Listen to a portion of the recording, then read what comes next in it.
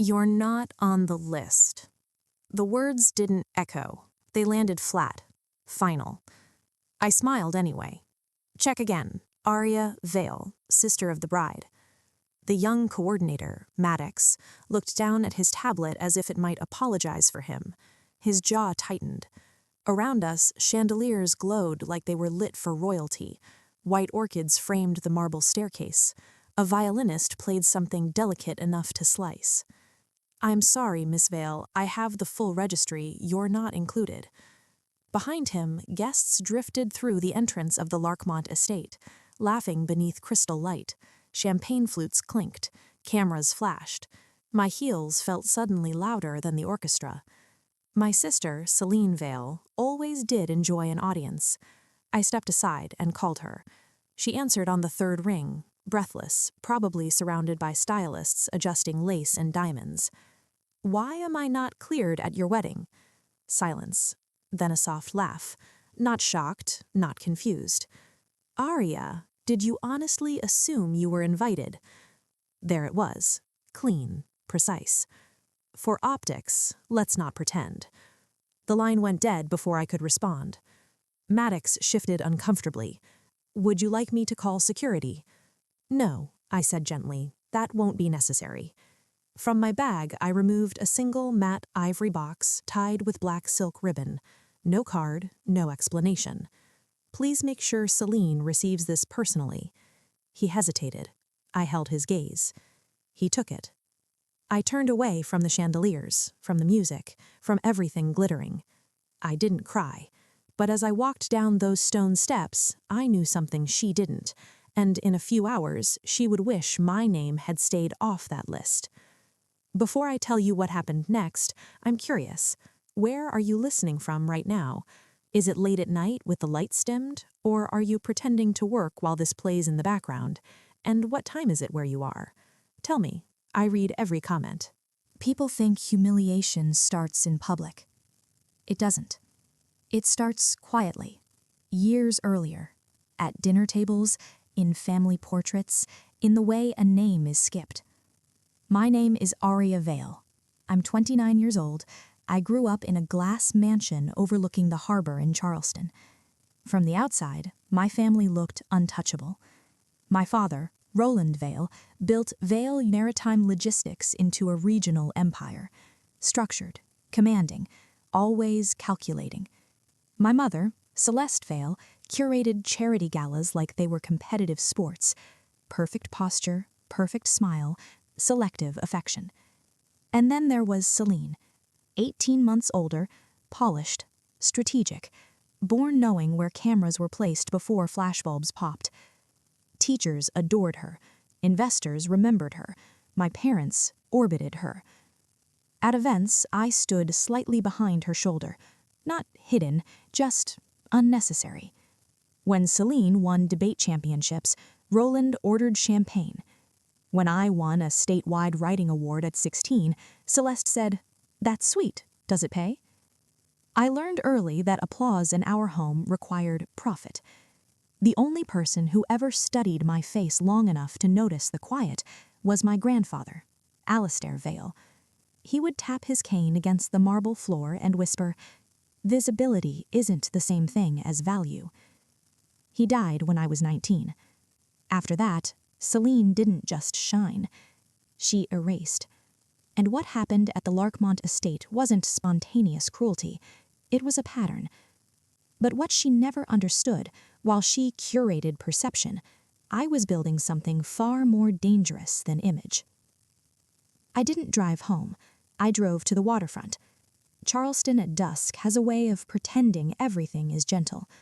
The tide moved like nothing in the world had ever been denied. The sky bruised into violet. Boats rocked against their slips, obedient and silent. My phone stayed face down on the passenger seat. No calls. Not yet. That part would come later. I leaned against the railing and let the wind undo the careful stillness in my chest. People assume I left that wedding broken. I didn't. I left clear. Celine had always needed a stage. I preferred leverage. What she didn't know What Roland never bothered to ask, what Celeste never cared to notice, was that I hadn't stayed in Charleston after university. I hadn't lingered under their shadow waiting to be seen. At 22, I moved to Chicago with 2 suitcases and a portfolio nobody in my family had ever opened. I built Veil Narrative Consulting from a borrowed desk in a shared workspace that smelled like burnt coffee and ambition. Crisis strategy, reputation architecture, quiet restructures for companies that wanted problems handled without headlines. I learned how quickly public perception can turn. I learned how documentation speaks louder than outrage. I learned patience. By 28, my firm managed accounts across 3 states, 7-figure contracts, discretion clauses tight as vault doors. My name wasn't flashy, it was respected. Celine, of course, had no idea. To her, I was still the sensitive one, the artsy distraction, the footnote. But footnotes sometimes contain the fine print, and tonight, inside that ivory box sitting in the bridal suite, was a paragraph Celine had never bothered to read, one that would begin unfolding any minute. The first time I realized Celine was rewriting my life, I was 24. I had come home for a holiday dinner. Roland was discussing expansion into international freight lanes. Celeste was planning a museum fundraiser. Celine was seated at the center of the table like she'd already inherited the silver. One of Roland's associates asked, "And what are you doing these days, Arya?" Before I could answer, Celine smiled. "She's exploring, still trying to figure things out." Exploring, as if I were backpacking through confusion instead of closing contracts. I let it pass that night. I always let it pass. But later, in the powder room, I overheard her speaking to someone near the hallway. "She's talented, just unstable, too emotional for real business." Unstable. That word stayed with me, because instability is dangerous in families like ours. It gives permission to dismiss. It makes exclusion seem responsible. After that, invitations slowed. Board dinners, client receptions, social events I once attended out of obligation. Celine positioned herself as the responsible heir, the poised one, the safe choice. I became the cautionary tale. Roland didn't question it. Celeste didn't defend me. Silence in our house meant agreement. So I stopped correcting the narrative. Instead, I documented everything. Emails, financial filings, trust amendments, property transfers. Not because I planned revenge, because I believe in clarity, and clarity requires proof. When Celine told me I wasn't invited to her wedding, she wasn't being impulsive. She was eliminating a variable. But what she never considered was that sometimes the person you edit out of the picture is the only one holding the original frame. And by now, she had opened the gift.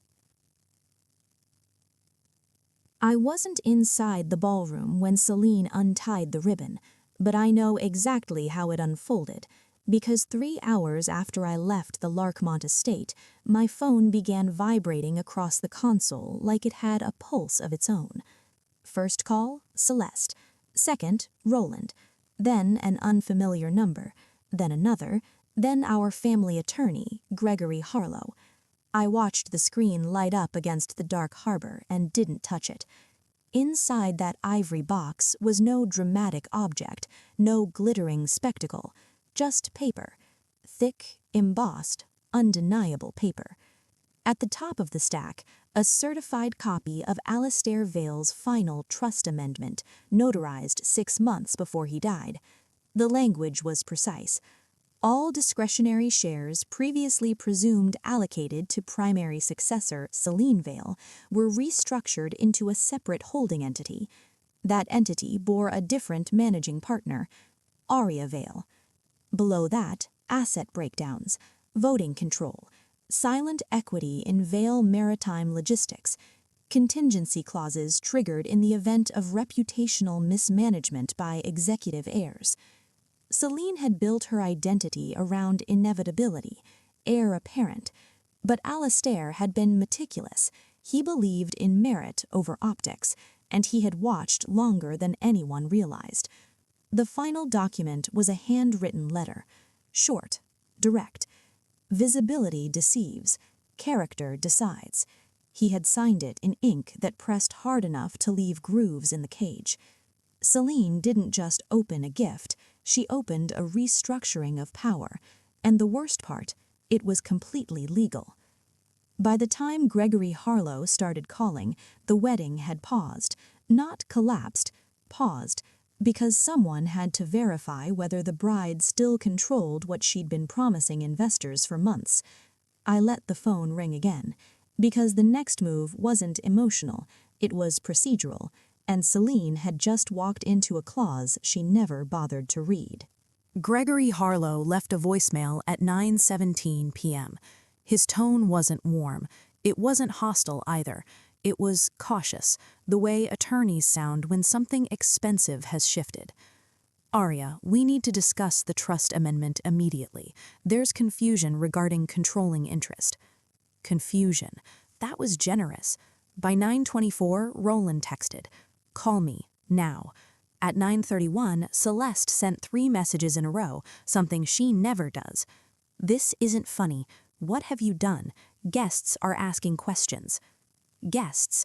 Not Celine, not truth, not fairness. Guests. I finally turned the phone face up and let it rest in my palm. Here's what nobody at that wedding understood. Alastair didn't just leave me equity, he left me conditional authority. If Vale Maritime's public standing dropped due to executive misconduct, defined clearly, legally, without emotion, temporary operational control shifted to the silent partner named in the trust, me. And earlier that week, Celine had given an interview to a regional business journal announcing herself as the guaranteed successor and implying finalized structures that legally didn't exist. It was subtle, but inaccurate. Markets move money. Markets trigger clauses. Clauses activate transfers. She wasn't just embarrassed tonight, she was exposed. And exposure inside our industry is lethal. At 9:46 p.m., my phone rang again. This time it was Celine. I let it ring longer than the others. When she left a voicemail, her voice was different. Tight, controlled, almost unfamiliar. "You need to fix this." Fix. As if truth were an inconvenience, as if I'd planted something malicious instead of delivering documentation she had every opportunity to review. I stared out at the black water and finally understood something that took me years to learn. Revenge is loud, authority is quiet, and tonight I didn't need to raise my voice because the board was already calling an emergency meeting and Celine had just lost the assumption she built her entire identity on. By midnight, Vale Maritime's board convened in a private conference room above the ballroom. Yes, during the wedding. That's how fragile power can be. I wasn't physically present, but I didn't need to be. Gregory Harlow called at 12:08 a.m., and this time I answered. "Arya," he exhaled carefully, "the amendment is legitimate. We verified signatures and dates. If the board determines Celine misrepresented succession authority, interim control shifts to you pending review. Is there disagreement?" A pause. "Only from your sister." Of course. Celine argued semantics, positioning, optics. She claimed her statement to the press was aspirational. But contracts don't recognize aspiration, they recognize liability. Roland tried to mediate, I'm told. He framed it as a misunderstanding. Celeste reportedly left the reception floor pale and furious, concerned about donors whispering in corners. But this wasn't about whispers, this was about governance. At 12:47 a.m., the board voted to initiate temporary oversight restructuring until internal compliance review concluded. In plain terms, Celine's unilateral authority was suspended, not destroyed, suspended. That distinction matters, because I wasn't there to dismantle the company, I was there to protect it. When Gregory asked if I would accept interim control responsibilities effective immediately, I didn't hesitate. Yes. Not triumph, not gloating, just readiness. After the call ended, I sat in silence. For years, I was portrayed as unstable, emotional, unfit for serious business. And yet, when pressure cracked the room in half, they called me, not because they loved me, because they needed competence. But here's what nobody in that boardroom understood yet. Accepting authority was half the decision. What I chose to do with it would determine everything that followed. I arrived at headquarters at 7:10 a.m. Not dramatically, not escorted, just quietly through the east entrance where senior staff enter before markets open.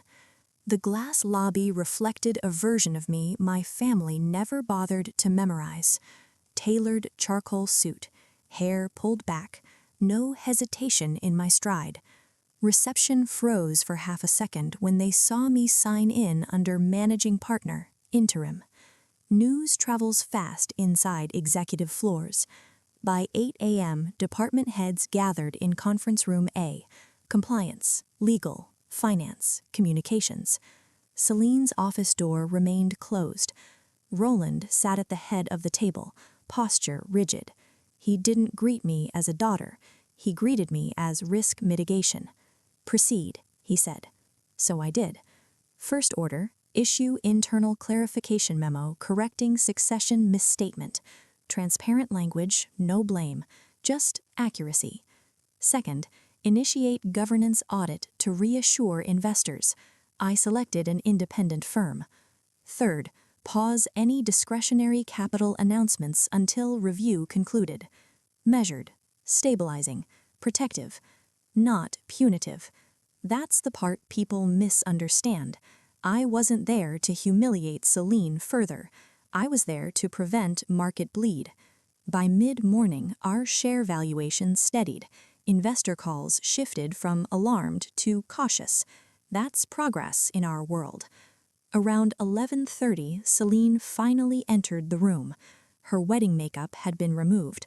Her posture was immaculate, but her eyes were raw. "You orchestrated this," she said evenly. "No," I replied.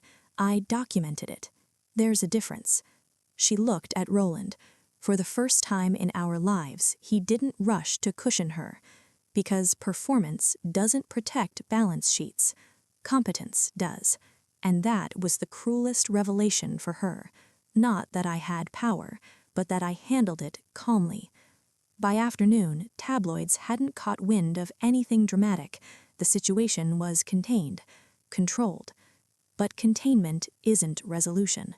Because what remained between Celine and me wasn't financial. It was personal. And that conversation couldn't happen in a boardroom. She came to my office at dusk. No assistants, no advisors, no father positioned between us like a firewall. Just Celine. For the first time in my life, she knocked. "Come in." She didn't sit immediately. She studied the space instead. Minimalist, efficient, nothing ornamental. No trophies, no framed praise. "You always wanted this," she said quietly. "No," I answered. "I wanted to be taken seriously." That landed harder than I expected. She folded her arms, defensive by instinct. "You blindsided me at my wedding. I disinvited you from my own family long before that." Her jaw tightened. For a moment, I saw the version of her nobody else does. Not the poised successor, not the curated heiress. Just a woman raised inside expectation so heavy it calcified into entitlement. "You could have warned me," she said. "I tried for years," I replied. "You just never listened." Silence stretched between us. Not hostile, unfamiliar. "I thought you didn't care," she admitted finally. "You left. You built something somewhere else. You never fought." "I didn't fight because I didn't need to. I built." That was the difference between us. She needed proximity to power. I created my own. "I didn't take this from you," I said evenly. "Grandfather made his decision. The board made theirs. I simply showed up prepared." Her eyes flickered, not with anger this time, but with something more dangerous, recognition. "And now?" she asked. "Now," That was the real question, because I could keep interim control, expand it, make it permanent, or I could do something she would never expect. I leaned forward slightly. Now, I said, we decide whether we're rivals or partners, and that choice would determine whether the wedding humiliation became a fracture or a turning point neither of us saw coming. Celine didn't respond immediately. She had spent her entire life competing. Partnership wasn't a language she spoke fluently. What would that even look like? She asked. Honest, not sarcastic, just uncertain. It looks like shared oversight, I said. Clear roles, no inflated interviews, no narrative control games. We present strength together, or not at all.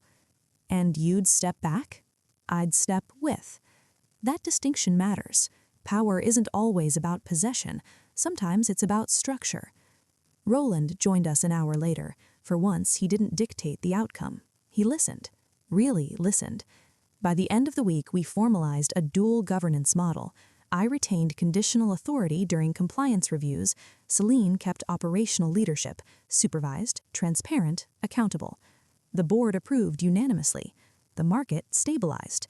And something unexpected happened. Celine began asking questions instead of making declarations. Not overnight, not magically, but gradually. As for the wedding, it resumed quietly 2 weeks later in a private ceremony. Smaller, controlled, no press. I wasn't a bridesmaid, but I was invited, and I attended. Not because humiliation was undone, because growth requires presence. That ivory box didn't destroy my sister. It exposed imbalance, and exposure isn't cruelty when it's grounded in truth. Here's what I've learned. You don't need to scream to shift power. You don't need revenge to reclaim respect. You need preparation, documentation, boundaries, and the courage to walk away when necessary, even if chandeliers are glowing behind you. If this story resonated with you, if you've ever been underestimated, edited out, or quietly dismissed, remember this. Build anyway. Let reality speak. And when your phone won't stop ringing, answer only when you're ready. If this story meant something to you, if you've ever been underestimated, overlooked, or quietly erased, then stay with this space. Like this story so it reaches someone who needs the reminder. Subscribe if you believe strength doesn't have to be loud to be powerful. And tell me in the comments, have you ever been counted out and come back stronger without saying a word?